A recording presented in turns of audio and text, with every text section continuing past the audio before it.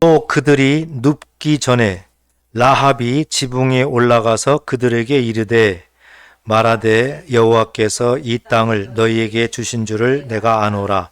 우리가 너희를 심히 두려워하고 이 땅 주민들이 다 너희 앞에서 간담이 농나니 이는 너희가 애굽에서 나올 때 여호와께서 너희 앞에서 홍해물을 마르게 하신 일과 너희가 요단 저쪽에 있는 아모리 사람의 두 왕 시온과 옥에게 행한 일, 곧 그들을 전멸시킨 일을 우리가 들었음이니라. 우리가 듣자 곧 마음이 녹았고 너희로 말미암아 사람이 정신을 잃었나니 너희 하나님 여호와는 위로는 하늘에서도 아래로는 땅에서도 하나님이시니라. 그러므로 이제 청하노니 내가 너희를 선대하였은즉 너희도 내 아버지의 집을 선대하도록 여호와로 내게 맹세하고 내게 증표를 내라. 그리고 나의 부모와 나의 남녀 형제와 그들에게 속한 모든 사람을 살려주어 우리 목숨을 죽음에서 건져내라. 다 같이 읽겠습니다. 그 사람들이 그에게 이르되 내가 우리의 이 일을 누설하지 아니하면 우리의 목숨으로 너희를 대신할 것이요 여호와께서 우리에게 이 땅을 주실 때에는 인자하고 진실하게 너희를 대우하리라. 아멘. 오늘도 거룩한 주의 날 우리 하나님 앞에 예비할 때 또 말씀을 들을 때 하나님의 신령한 은혜가 저와 여러분들에게 충만하시기를 주의 이름으로 축복합니다. 우리의 모든 삶에 이제 각자의 삶의 모습이 있는데요. 이제 기업을 운영하시는 분도 있고 또 여러 가지 사업장을 운영하시는 분들도 있습니다. 회사에 꼭 필요한 또 사람들이 많기 때문에 이제 사람을 뽑게 되는 것이죠. 이제 신입사원을 뽑게 되고 뭐 이렇게 뽑게 됩니다. 또 각종 기업체나 또 여러 가지 사업장에서도 필요한 사람들은 이렇게 또 뽑는 그런 일을 반드시 할 수밖에 없습니다. 자, 그럴 때 이제 면접을 보고 뭐 이렇게 하게 되는데 면접을 볼 때 면접관들이 무엇을 중심으로 볼까? 이 부분이 있죠. 여러 가지를 보겠죠. 여기 이 사업장에 꼭 맞는 사람인지 또 여러 가지 뭐 이렇게 비전이 있는 사람인지 이런 걸 다 두루두루 아마 볼 겁니다. 그런데 반드시 보는 게 있죠. 외모입니다. 외모. 그래서 어떤 직장이든지 간에 이 외모를 굉장히 중요하게 보게 되는 것이 그 현실이죠. 또 그런 또 각 직업마다 외모가 꼭 중요한 그런 직업도 있죠. 자, 이런 모습이 우리가 이제 살아나가는 그런 모습이고 또 세상에서 이제 행해지는 일들인데요. 오늘은 이런 모습하고 똑같이 하나님께서 저와 여러분들을 보실 때, 또 우리 사람을 볼 때 무엇을 보실까입니다. 면접관들처럼 어떤 그런 모습으로 동일하게 보고 계실까? 아니면 하나님께서 특별히 보고 계시는 그 어떤 것이 있을까? 이제 이런 부분을 우리가 예수 안에서 생각을 해야 됩니다. 만약에 예수를 믿지 않는다면 이런 건 생각할 필요가 없어요. 그렇지만 예수를 믿기 때문에 굉장히 중요한 사실이라는 걸 우리가 이제 알아야 되겠죠. 분명한 것은 사람이 보는 그런 시각과 하나님이 보는 시각은 다르다. 전혀 다르다. 이것은 틀림없는 성경 말씀입니다.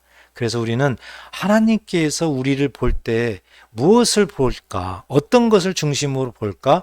이 부분을 잘 알아야 된다. 그래서 하나님의 마음에 흡족하게 이 모습대로 우리는 닮아가야 된다는 것이죠.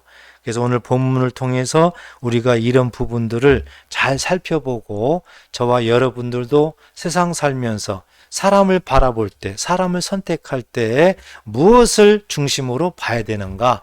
이것을 꼭 적용하셔서 하나님이 말씀하는 은혜를 꼭 받고 누리시기를 주의 이름으로 축복합니다.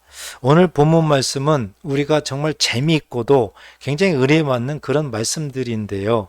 하나님께서 이스라엘 백성들을 이제 그 애굽에서 400년 이상 종노릇하는 그 엄청난 고난 속에 살다가 하나님의 그 약속에 의해 가지고 이스라엘 백성들을 애굽에서 건져내죠.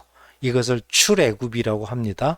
그래서 이제 홍해를 건너서 또 이제 광야 생활을 40년 동안 하게 됩니다. 자, 이제 광야 생활 40년이 다 됐어요. 그때 하나님께서는 이제 모세는 이제 세상에서 이제 그만 떠나게 만들었죠. 그래서 세상에서 죽게 만들었고 그 후계자 여호수아를 통해서 가나안 땅으로 이제 입성하려고 하는 겁니다. 자, 이때 이제 여호수아가 그 사명을 이어받았습니다. 여호수아는 굉장히 이제 중요한 직책을 맡은 겁니다. 여호수아도 사람인지라 얼마나 두렵고 떨리겠어요. 하나님께서 여호수아의 마음을 너무 잘 아시죠? 저와 여러분들의 마음도 너무 잘 아십니다. 두렵고 떨리고 공포스러운 그 마음을 잘 아세요. 하나님은 가만히 있지 아니하시고 여호수아를 위로합니다. 너는 두려워하지 말라. 강하고 담대하라. 내가 너와 함께한다. 하나님께서 계속해서 위로하시는 거예요. 우리의 모든 삶에도 하나님은 보이지 않지만 성령을 통해서 우리의 마음속에서 계속해서 우리가 주를 바라보게 되면은 계속 우리에게 속삭이십니다. 두려워하지 말라. 강하고 담대하라. 내가 너와 함께함이라. 이 시간도 우리에게 그렇게 말씀하시는 줄 꼭 믿으시기를 축복합니다. 이제 여호수아가 모든 책임을 지고 이스라엘 백성들을 이제 가나안 땅으로 들어가게 해야 됩니다. 그때 반드시 건너야 되는 강이 있는데 그게 요단강이에요. 요단강. 그래서 이제 요단강을 건너야 되는데 여호수아가 바로 건너가지 않고 다시 한번 정탐꾼을 보냅니다. 가나안 땅을 다시 한번 살펴보게 하는 거죠. 그래서 정탐꾼 둘을 보내요. 둘을. 그래서 이 정탐꾼 둘이 선발되는데 그 두 명이 어떤 사람일까요? 정말 믿음 있는 사람이겠죠. 여호수아가 가장 신뢰하는 그런 사람일 겁니다. 그래서 이 여호수아가 대신 두 사람을 이렇게 가나안 땅에 보내서 정탐하게 만들려고 합니다. 그래서 요단강을 딱 건너가 가지고 이 정탐꾼이 희생 라합이라는 집이 이제 처음에 딱 이제 보이게 되고 그 집을 들어가게 되는 거예요. 그런데 이 정탐꾼 둘이 이렇게 요단강을 건너가지고 기생 라합의 집에 들어갔다는 것이 알려지게 되고 왕에게 보고가 되는 거예요. 그래서 왕이 이 소식을 듣고 군사를 보내가지고 이제 기생 라합의 집에 가서 그들을 잡아와라. 이제 이렇게 되는 겁니다. 자, 이러한 상황 속에서 이제 오늘 본문 말씀이 우리들에게 이제 주어지는 그런 말씀이에요. 그래서 여호수아가 기생 집에 두 정탐꾼을 이제 보냈을 때 그들이 거기에 있으면서 기생 라합과 두 정탐꾼이 이제 만나게 되고 그들이 어떻게 행동을 했는가, 기생 라합이 어떤 행동을 취했는가, 이런 부분들이 이제 오늘 본문 말씀입니다. 그래서 8절에 보게 되면은 그들이 눕기 전에 라합이 지붕에 올라가서 그들에게 이르러. 그러니까 이제 왕이 보낸 그 군사들이 기생 라합의 집에 들이닥쳤어요.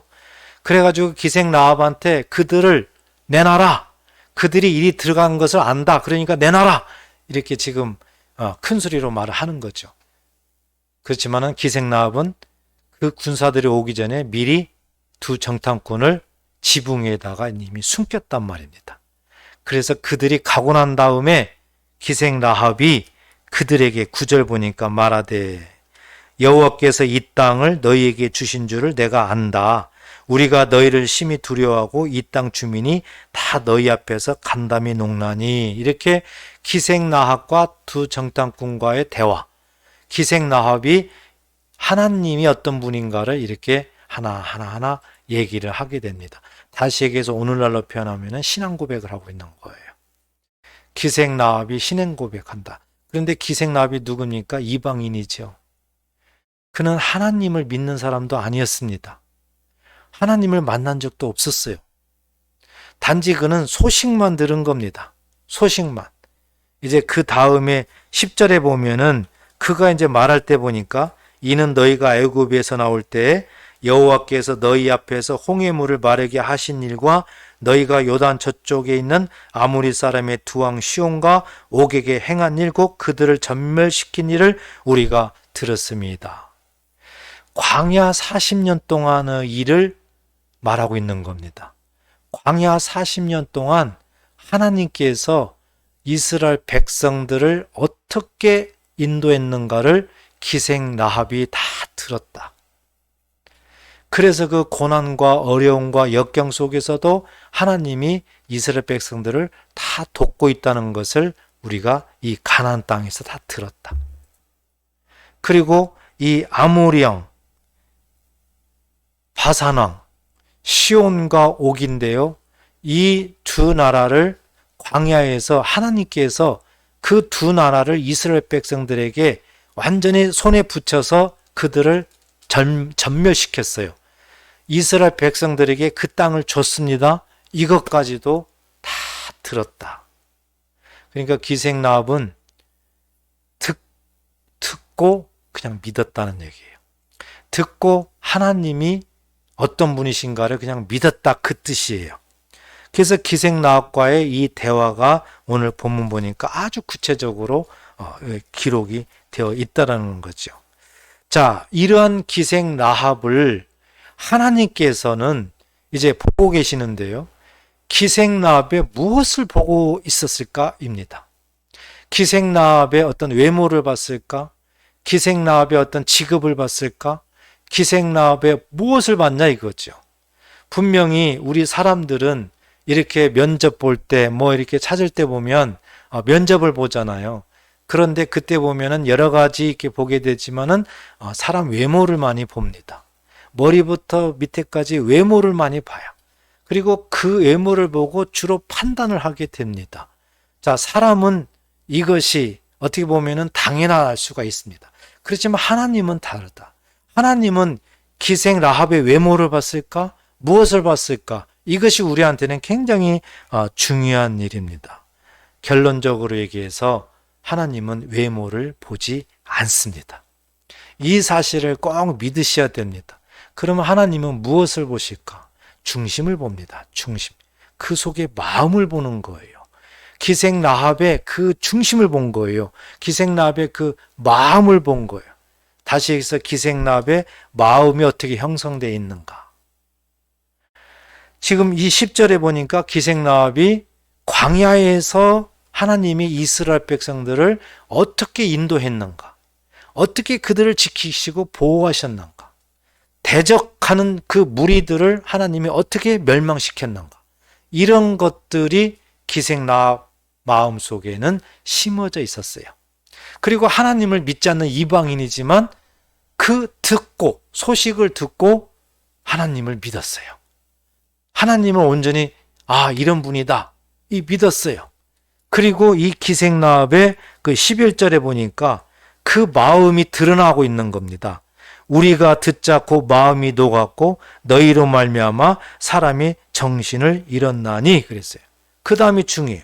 너희의 하나님 여호와는 위로는 하늘에서도 아래로는 땅에서도 하나님이시니라. 하늘도 땅도 모든 것을 주관하시는 분은 하나님.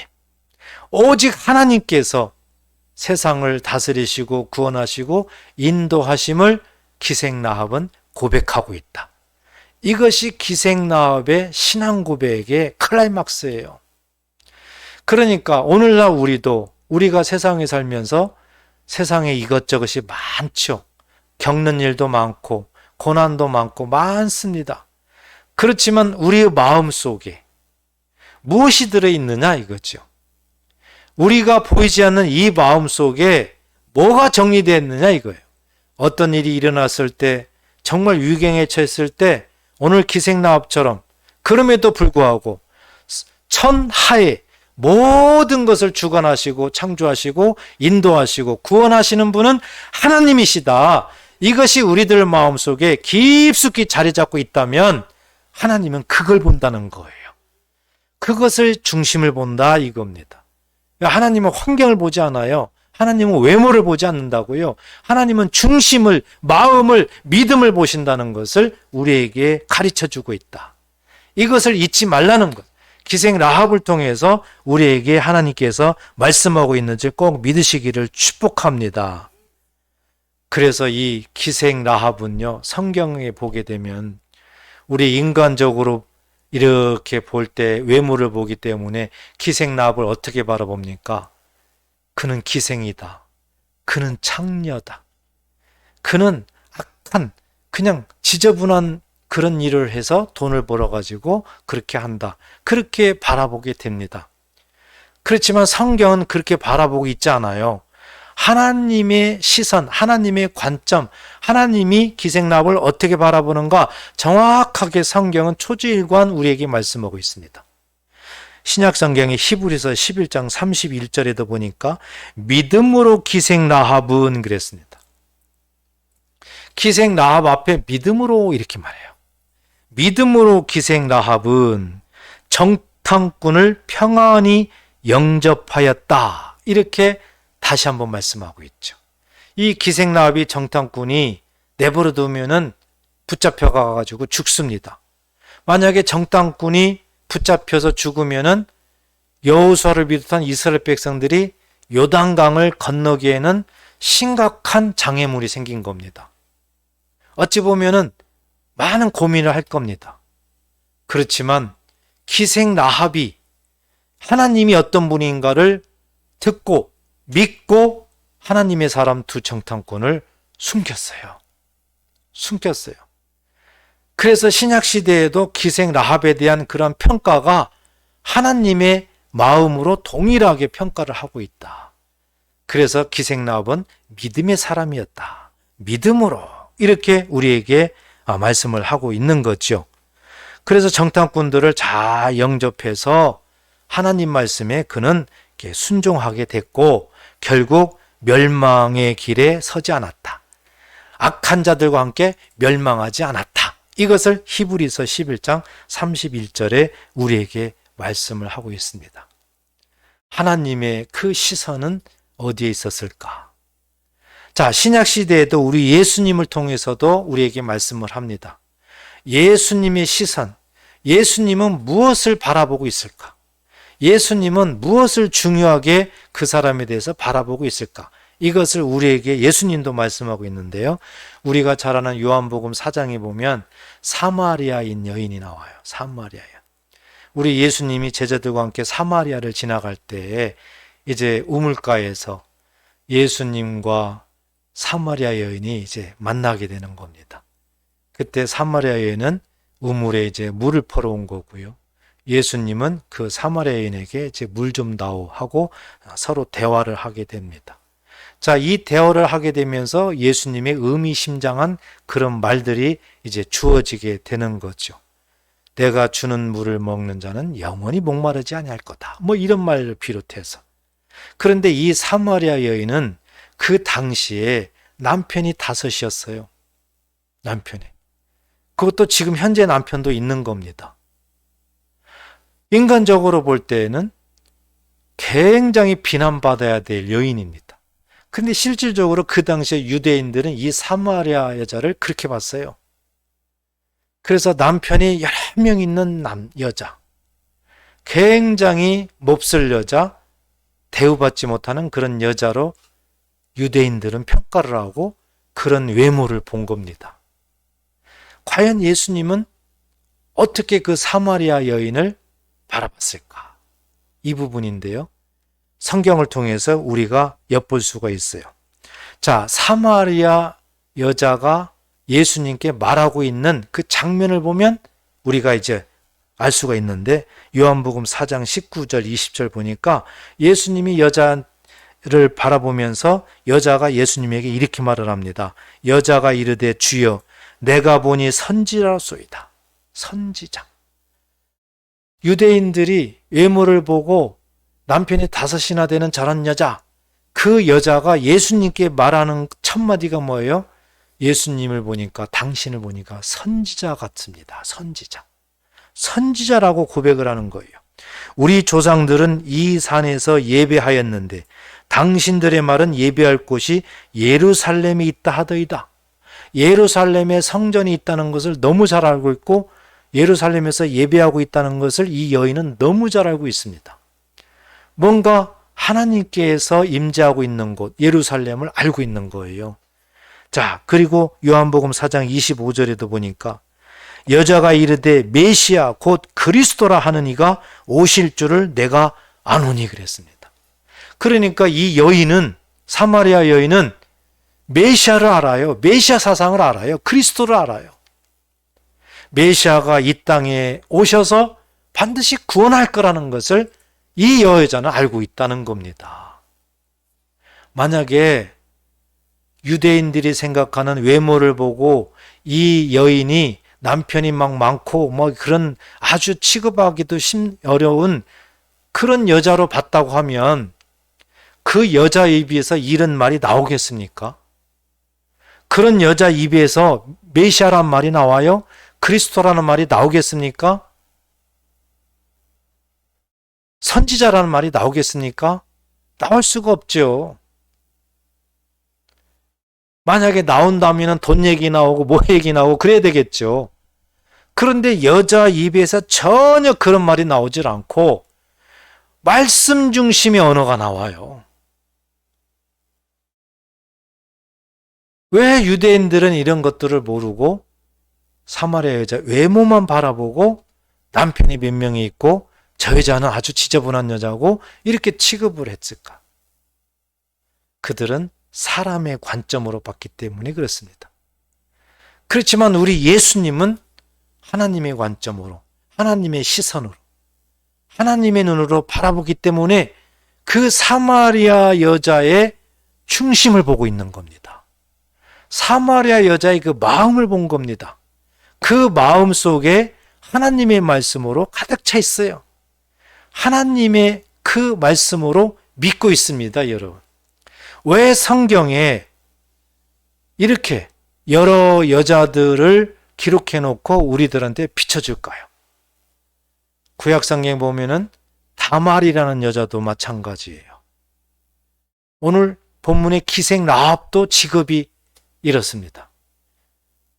또 신약시대에 예수님을 만났던 사마리아 여자도 남편이 그렇습니다. 왜 이런 여인들을 성경에 기록해 놨을까? 의도가 있을 거 아닙니까? 그렇기 때문에 하나님의 시선으로 바라볼 때 하나님이 왜 기록해 놨는가를 깨달을 수가 있는 겁니다.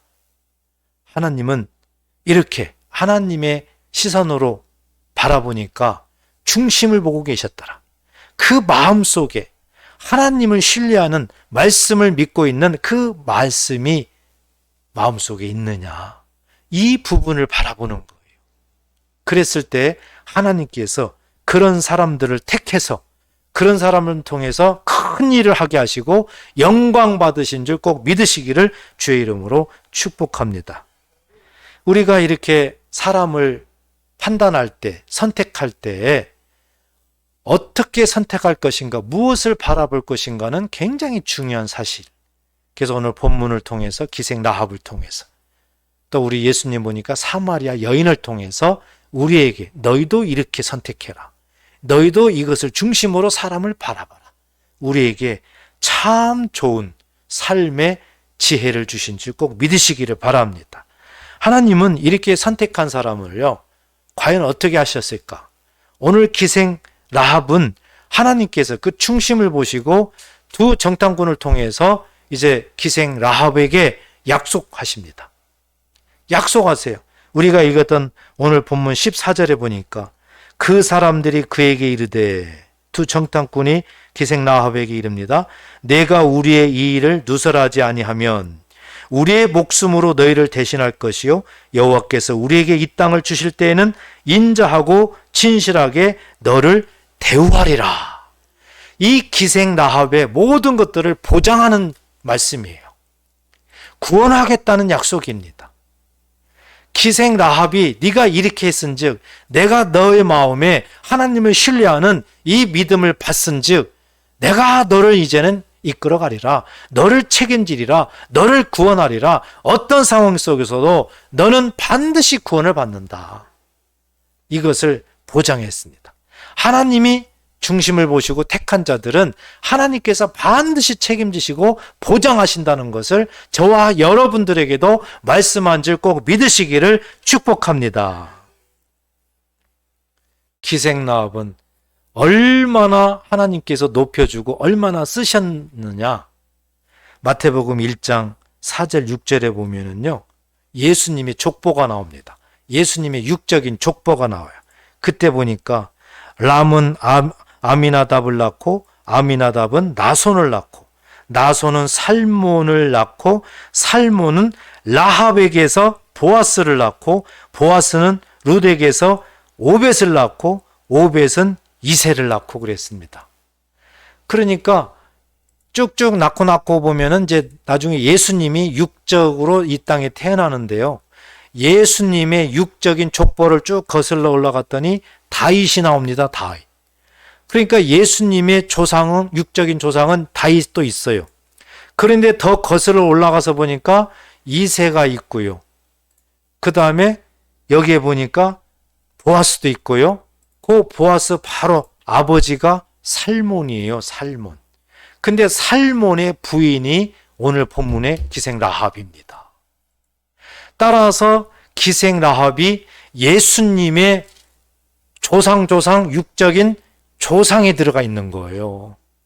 얼마나 하나님께서 이렇게 귀하게 기생 라합을 높이셨느냐. 왜 그래요? 기생 라합의 그 중심을 보니까. 하나님을 믿지도 않았는데, 이방인인데 하나님이 행하신 일을 보고 그는 그냥 믿어버린 겁니다.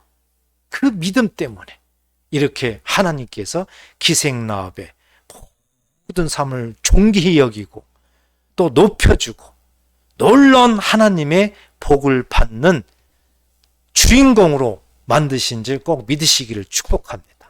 우리가 그것을 사모해야 되는 거예요. 그래서 오늘날 우리도 정말 사람들을 선택할 때 이런 모습으로 선택하면은 반드시 하나님께서 기생 라합처럼 복 주신다는 것을 알 수가 있는 겁니다. 실질적으로 이제 오래전에 미국의 그 보스턴에 스트로사라는 이제 청년이 살았습니다. 이 청년은 굉장히 가난했고요. 그렇지만 굉장히 비전을 가지고 있고 꿈을 가지고 있었던 그런 청년입니다. 근데 아무것도 없어요. 가난해요. 자, 동시에 굉장히 부자였던 바턴 씨라는 사람이 살았다고 합니다. 그래서 이 청년이 그 바턴 씨한테 가서 돈 좀 빌려달라고 한 거예요. 돈 좀 빌려달라. 그러니까 2,000불을 좀 빌려달라. 그러면 내가 이걸 가지고 자기의 그런 꿈과 비전 이런 것들을 쭉 설명을 아주 진솔하게 설명하면서 반드시 갚겠다. 바로 갚겠다. 이렇게 말을 한 겁니다. 주변에서 그런 말을 사람들이 들었을 때에 이 바턴 씨한테 절대 돈 빌려주면 안 된다. 담보도 없지, 뭣도 없지, 아무것도 없다. 이 뭘 보고 돈을 빌려주냐. 그런데 이 바턴 씨는 달랐습니다. 바턴 씨는요, 그 청년의 그 중심을 본 거예요. 그 청년의 그 진심을 본 거예요. 그 꿈과 그 비전을 이 바턴 씨는 그걸 본 거예요. 그래서 2,000불을 빌려줬습니다. 그런데 이 청년이 열심히 자기의 꿈과 소망을 가지고 이제 사업을 하게 됐고 얼마 되지 않아서 그 2,000불을 다 갚았어요. 자, 여기서 끝났을까? 그 이후에가 이제 굉장히 중요합니다. 그러고 나서 10년이 지났는데 이 미국에서 대경제 공황이 온 겁니다. 그러다 보니까 이 갑부였던 이 바턴 씨가 굉장히 어려움을 처하게 된 거예요. 그래서 정말로 부도 위기에 완전히 파산 지경에 이르는 겁니다.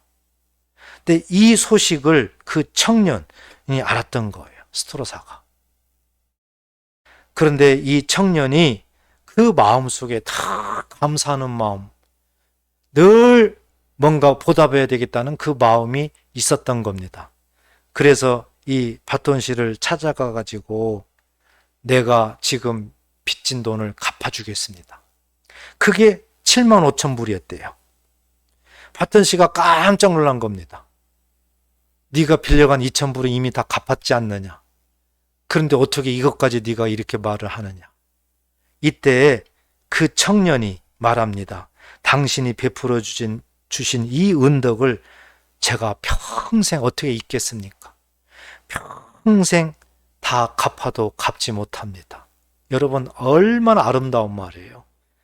이렇게 해서 이 청년이 정말로 그 나머지 파톤 씨의 그 정말 파산지경에 이르는 그 액수를 다 갚아줬답니다. 이것은 정말 있었던 일이고요. 외모로 볼 때는 이 청년이 정말 보잘것이 없는, 아무 담보도 없어 누가 돈을 빌려주지도 않는 그런 청년이었지만, 파톤 씨는 그 청년의 중심, 그 청년의 그 마음속에 정말 소망을 가지고 중심으로 하고자 하는 그 모습을 봤어요. 그랬더니 결국 파톤 씨가 어려울 때 거꾸로 엄청난 도움을 받고 살아나는 그런 장면을 우리는 알 수가 있었다. 하나님께서 말씀하신 정말 중심을 보고 그 사람을 판단하고 그 사람을 선택하고 그 사람에 대해서 어떤 행동을 했을 때 그 뒤에 따라오는 그 여러 가지는 말로 표현할 수가 없다. 우리는 누구나 다 좋을 수만은 없어요. 항상 어려움을 당할 때도 있습니다. 그럴 때 우리가 사람을 선택할 때 외모를 바라보지 않고 중심을 바라보고 마음을 바라보고 믿음을 바라보고 선택한다면 일생 그 사람이 나한테 어떤 큰 도움을 줄지 모릅니다. 그래서 하나님께서는 우리에게 말씀을 하는 것입니다. 사람을 절대 외모로 판단하지 말고 외모를 보고 선택하지 말라. 그 사람의 그 중심, 마음, 그 마음 속에 어떻게 되어 있느냐, 정말 하나님을 제대로 믿느냐, 이런 부분을 보고 그 사람을 판단하라는 것입니다. 외모를 바라보면은 반드시 실패한다는 거예요. 그렇지만 외모를 보지 않고 중심을 보고 판단하면은 반드시 실패하지 않는다. 우리에게 좋은 큰 교훈입니다. 이렇게 중심을 보고 판단하게 되면은 파톤 씨의 그 모습처럼 결과가 달라지는 거죠. 환경도 달라지는 거예요. 그래서 우리의 삶에 진정으로 사람들을 바라보고 판단하고 선택할 때, 이건 뭐 젊으나 연세가 있으나 뭐 다 마찬가지예요. 기업이든 뭐 젊은 청춘이든 다 마찬가지입니다. 그 사람을 어떻게 바라볼 것인가, 이것은 굉장히 중요한 우리 삶의 문제입니다. 성경은 계속 우리에게 외모를 보고 판단하지 말라, 나 여호와는 중심을 보고 판단한다, 너희도 중심을 바라는 것을 끊임없이 우리에게 말씀을 하고 있습니다. 사무엘상 16장 7절에도 여호와께서 사무엘에게 이르시되 그의 용모와 키를 보지 말라, 내가 이미 그를 버렸노라. 내가 보는 것은 사람과 같지 아니하니 사람은 외모를 보거니와 나 여호와는 중심을 보느니라. 할렐루야. 우리 하나님께서 분명하게 우리의 사람들의 삶의 모습 어떻게 해야 된다는 것을 분명하게 말씀하고 있습니다. 사랑하는 성도 여러분, 지금 누구를 선택하려고 하고 있습니까? 지금 누구를 바라보고 있습니까? 어떤 마음으로 바라보고 있습니까? 외모를 보고 있습니까? 중심을 보고 있습니까? 오늘 말씀 기생 라합을 통해서 하나님이 우리에게 들려주신 이 말씀 굉장히 중요합니다. 하나님의 그 외모를 보지 않고 중심을 바라보는 그 교훈은 우리에게 정말 중요합니다. 결과가 다르고 환경도 다르기 때문에 그렇습니다. 일생 동안 이 모습은 계속 가기 때문에 그렇습니다. 오늘 꼭 누구를 바라보고 누구를 선택하려고 하기 전에 하나님의 마음, 중심을 바라보는 그 마음을 가지시고 꼭 하나님처럼 닮아가셔서, 예수님처럼 닮아가셔서 늘 중심을 바라보고 사람을 선택하는 저와 여러분 되시기를 주의 이름으로 축복합니다. 기도하겠습니다.